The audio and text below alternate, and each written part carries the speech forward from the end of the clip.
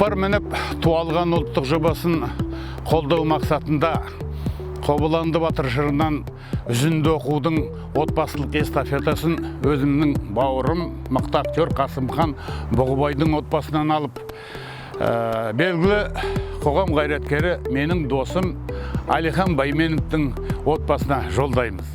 Түйе мойнақ иер тау, қыз емшекті сүйер тау, атасу мен манашы, мал оттауға от ашы, шейін десе су ашы, мұнандағы жол шекті.